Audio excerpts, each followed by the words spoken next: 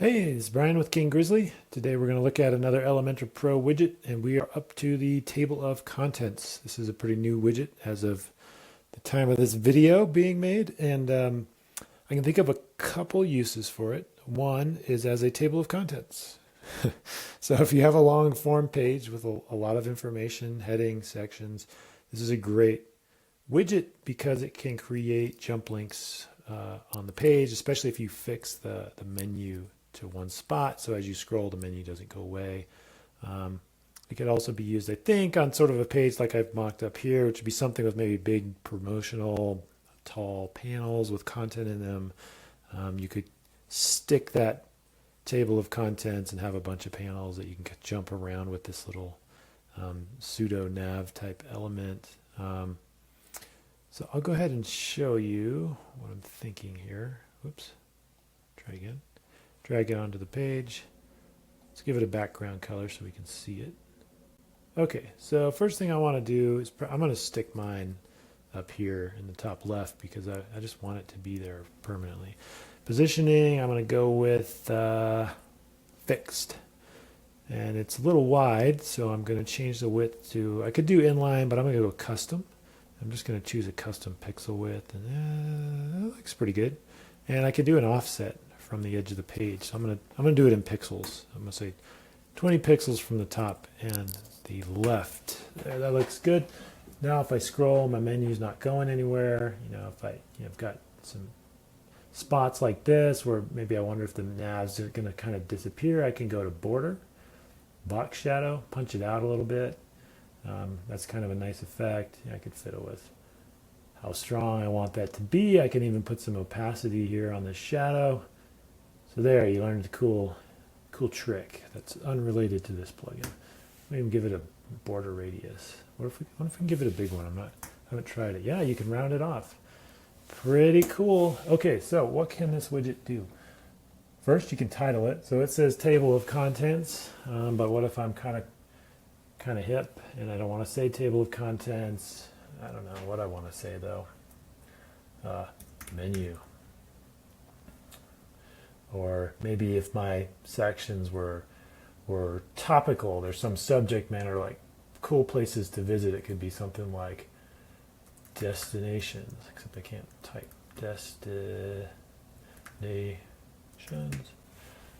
right? And then maybe the first one is, I don't know, take your pick, Barcelona, and then there's a panel with info about that. Could be a variety of things.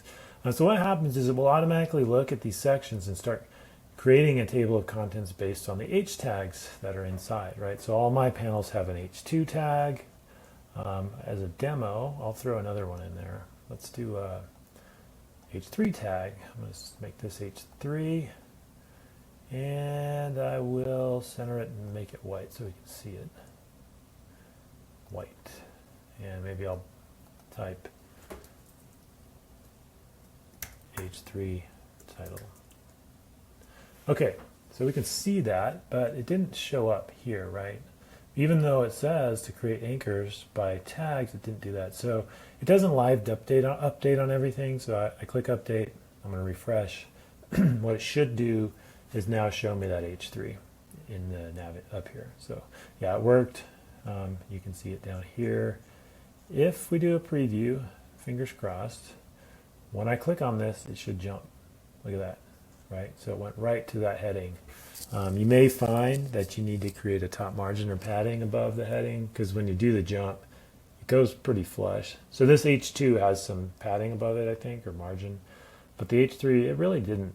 So it was kind of tight. So you may need to fiddle with creating a little airspace above whatever's getting scrolled to. But check it out. I mean, it's pretty nice how it cruises around like that. So let's go back over here, see what other options we have. So we can control which H tag is used for this title tag. We can exclude certain headings if we don't want them. Like, hey, don't include H6 tags, don't include H5, H4s. Maybe you just want your H2s. And you could anchor by an H1, but you should really only have one per page. That doesn't really make sense. You can also say, hey, only create table of contents based on elements under a specific container. And that would correspond to the class or ID of the container, I believe. So if I click on this, section. I go to advanced. I can set a class or an ID without the dot and without the, I don't know, what is this thing called? The number score? I don't even know. That thing there, Octothorpe? I don't know. Anyway, you don't need that. You just type in a name for ID or class.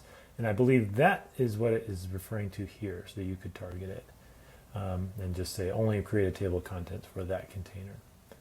We can change over to bullets if we want. We can have no bullet, or we can have a bullet of our choosing by clicking on that. We can even come in with a custom icon if we really want to.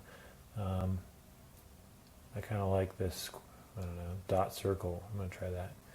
So there it is, right? Kind of nice. But maybe I don't even want that. I could even turn that off. It's also possible to do the, like the numbers. So we can go to additional options, and we can actually control this icon here, the up and down sort of arrow. We can use instead an SVG of our choosing. So we could upload something custom. I don't think I have an arrow that really makes any sense.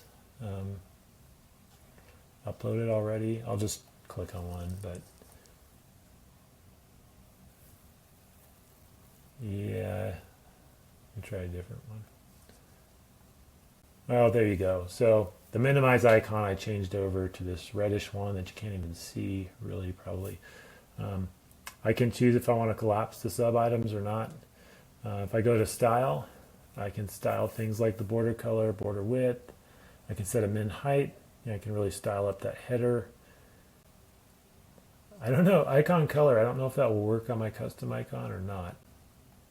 Kind of doesn't look like it. I can control the text color on that header. Background color. For the list itself, we can control the typography. We can control the indentation, text colors, including hover and active states. We can decide if we want underlines or not. Let's see what this marker does. Yeah, the marker is the bullet. So it's pretty nice, and depending on how you did this, you could make it look, I think, much more promotional.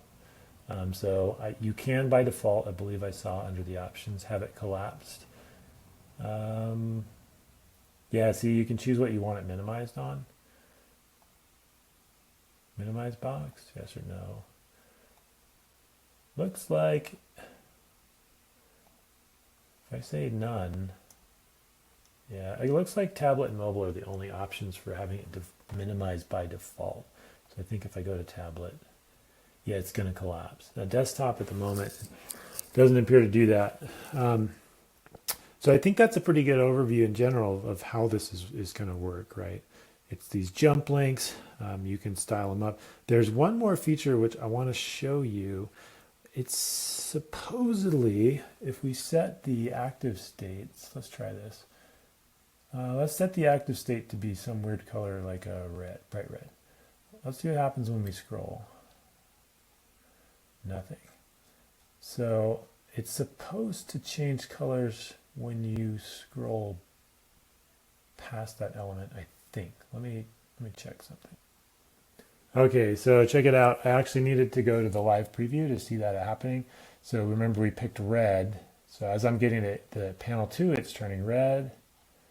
As I go past H3, it's showing that I'm in that section. As I get to panel 3, it's turning red for the active color. So that's really slick. So you could, if you wanted to, instead of fixing a thing up here, I'm just going to go ahead and delete all content. I'll show you something cool. We'll put in a 2-column. So we could, you know what I should do? I'm going to undo. So I'm going to hit Command Z on my keyboard a few times, see if I can get back my content. I think that just said, oh yeah, okay, so watch this. I'm going to copy this. Right click, copy. Now I'm going to go back down here. I'm going to chuck everything.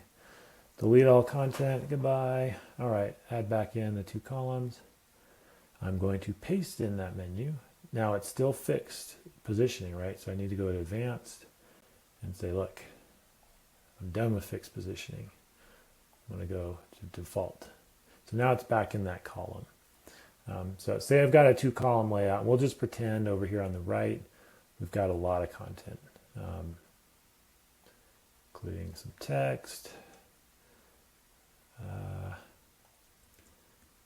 I want to just show you the other way you could kind of get this menu to stick. This is really hideous, but I think it'll be good to show. We'll throw an image in here too. Okay, so right now it scrolls right off the screen, but what we could do is you can click on the column that this is inside of, go to Advanced and Motion Effects, and we could set, we want this to be sticky. Am I in the wrong spot? I could be in the wrong spot. Yep, I need to click on the actual widget, I believe. Advanced, Motion Effects, Sticky. Yep, so I want this to stick to the top as I scroll. So now I've got another way to keep this menu on the screen besides fixed positioning. I could declare an offset. You know, I like 20 pixels, so look at that. So now, no matter how much content I have, go ahead and duplicate this image. My menu is still going to stay there, and you know, if I have multiple headings, put one down here, heading 2. Let's go ahead and update this so it can see the headings. What should happen is as we scroll, the active state will show. So let me give this a refresh. Okay, yeah, so I'm going down. Oops, sorry, I need to preview it, right? Forgot about that. Got to do the live demo. Okay, so you can see the first heading is here and it's already highlighted. As I start to scroll, you know, here comes heading 2 and it highlights. And then there's nothing below this, so it's not high enough up on the page. But when we got down there, this last one would highlight. So hopefully that's a good intro into this table of contents widget. I think people are going to come up with some really creative ways to use it. And it should be helpful to visitors for contextual navigation on a long page. All right, thanks for checking this out. Please consider subscribing to these nerdy videos on Elementor, and have a good day or night.